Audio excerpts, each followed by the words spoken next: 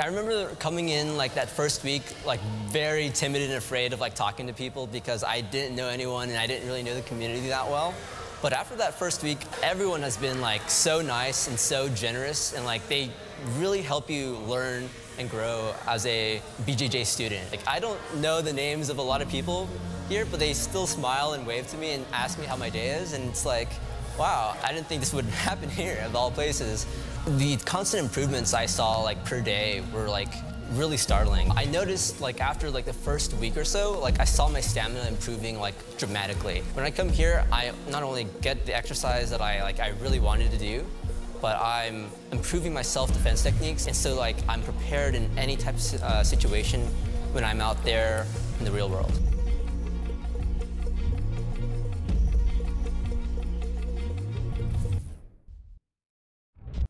In our last episode, we dove deep into the world of Jiu-Jitsu, discussing a significant issue: why only a handful of people who walk into Jiu-Jitsu academies truly commit to training. So today we've got a student who has just started his journey. My friend Paulo here is a recent college grad who is currently working and applying for medical school. He's chosen to begin his martial arts journey and has been very consistent, and was kind enough to come in today for an interview to share with us his perspective.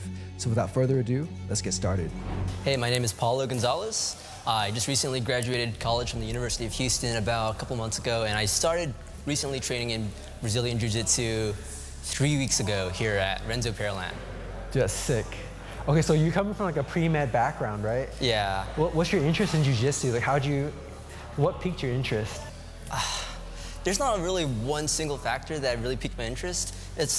I was really like looking for a way to get really active that wasn't just weightlifting at the gym or going cycling.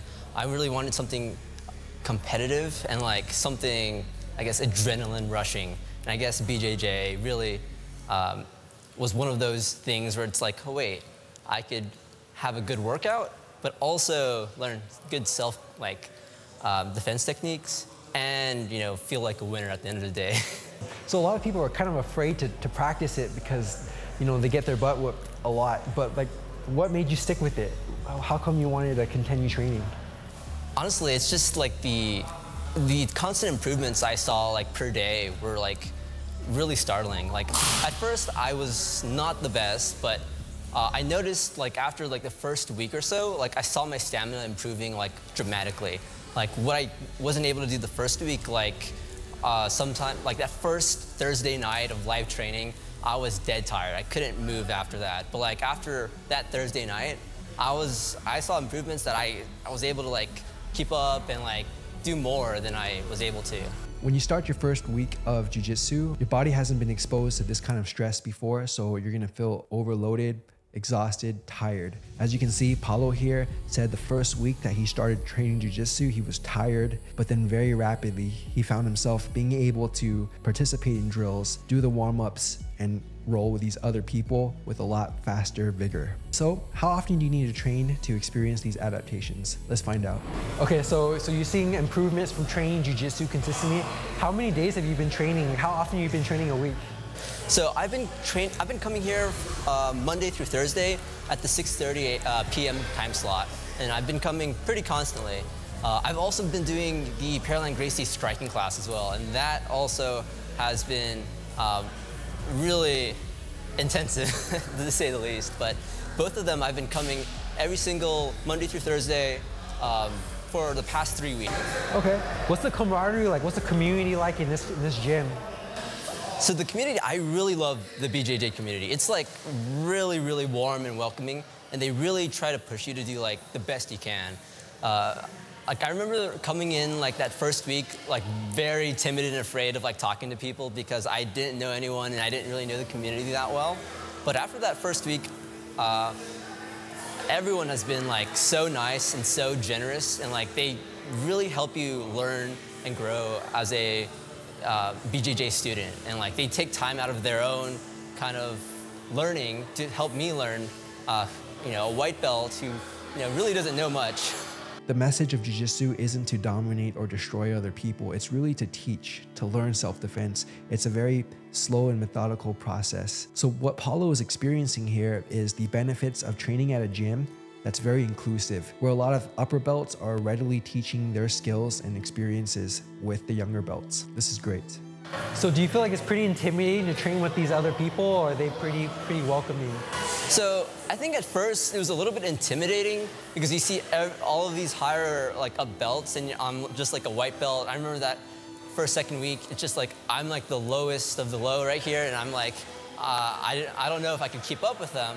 But people play on, you know, people don't go all out on me, and it's like really helpful in like seeing how they, I guess, adapt to like to my beginner play style, and it's just really, I guess, I'm just glad that, you know, people here are like understanding of like newer people, and like they're not afraid to like tell you like, hey, you know, this is what you need to work on, and, you know, keep at it because I see you growing. So we painted a picture of how Paulo was at the very beginning of this line, the lowest rank in this entire team. So now I'm gonna ask him, despite the feeling of being the most inexperienced person in the team, why is he still continuing to train, right? Because that's definitely a blow to the ego. In this specific situation, a lot of people would be like, screw it. But instead, Paulo says something interesting. Let's see what he has to say. Why do you continue to train?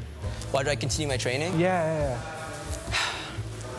I really wanted to get into, I guess, some kind of defense technique art. And I think I didn't like the thought of like, you know, those traditional martial arts like karate, because I felt like they weren't really applicable in like real life scenarios. Well, in BJJ, it's really aimed at like real life fighting in a way. And so like when I come here, I not only get the exercise that I really wanted to do, but I'm improving my self-defense techniques, like, and so like I'm prepared in any type of situation when I'm out there in the real world. That's so smart. So do you feel your confidence increase in regards to how you handle yourself when you're walking around? Oh, definitely. Like, I'm more confident in myself, and I feel like that really just like is one of the first steps in being able to protect yourself, because I think a lot of people misunderstand self-defense. Self-defense is not only learning how to fight, but also being confident in your ability to win fights, and so you're kind of also preventing fights in that kind of way, because you know how to disengage, and you know how to do all these things that you wouldn't know otherwise without, you know, learning martial arts. So I wanted to ask you, like, what were some of the misconceptions or concerns that you had coming into training that you can kind of help dispel for people who would want to start? Like, what are some things that are holding people back from jumping in? I think one big hurdle that's preventing people from like training is injury. I think people see like martial arts or mixed martial arts and they think, oh, if I practice here, I might get really injured. I won't be able to go to my job, or like I can't do X, Y, Z. But like, and from my experience here, I think everyone's been very, very like upfront about injuries, and not only that, but they're taking a step to prevent injuries in the first place. Because here, the focus is not about only submitting and like winning against your opponent or your practice buddy, but it's also practicing safe ways to use techniques and learning how to tap or learning how to do these things, preventive measures from getting injured in the first place. And so I think one big hurdle is injuries, but if you practice right and in the right gym, I think all of those is really minimized to that extent. The potential for injury is always going to be present whenever you're participating in a sport or weightlifting or exercise. However, you can definitely mitigate the potential for injury by doing a couple of things. Partner yourself with another practitioner who is more experienced than you. And it's pretty simple in jiu-jitsu. Just look for someone who has a higher belt. If they are a lot bigger than you in size, then maybe try to roll with someone who is more your size. Understand that you are not in a fight or flight situation whenever you're training jiu-jitsu in a classroom. Stay calm and steady, really understand the technique, the leverage behind your movements, and you're not going to get as injured as you would if you were to spaz out and use all of your muscle strength to get out of a situation. Find the right gym that fosters a culture of care. And you can really tell by just taking a trial class, talking to the other students, seeing how the professor talks. Does that professor go around and pay attention to each of the students? Do you see other students bullying other students? Because if you see that, that's a really big reflection of poor teaching. But if you see everyone helping and collaborating with each other, then you know that you're in a good school. So I'm gonna ask Paulo that question right now. Would you recommend, Renzo Gracie Pearland to your friends or to other people? Of course, I love Renzo Gracie Pearland. Not only is it like close to my house, which is like one of the biggest things, it's like in my community. And so I could like walk here, like I don't really need to do anything extra to like participate. I just like love the ease of access and like how this place is pretty much open a lot of the time.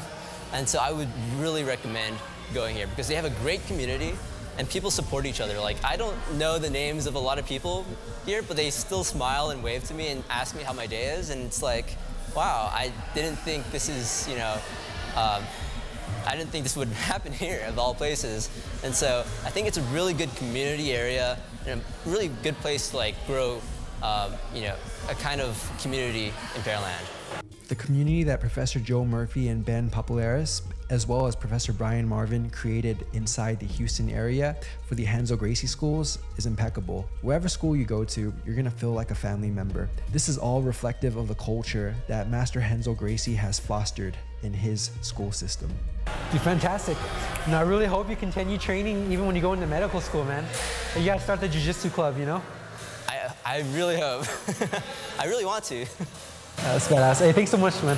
Appreciate it. Of course. And there you have it. That's our interview with Mr. Paulo, who is starting his white belt journey. And for those of you who are already practicing, let this interview just be a friendly reminder of how hard it can be to start jiu-jitsu. And that way we can truly respect and appreciate those students who put on that white belt and decided to be part of our family. It really does take a different caliber of person to be able to come in and train this sport.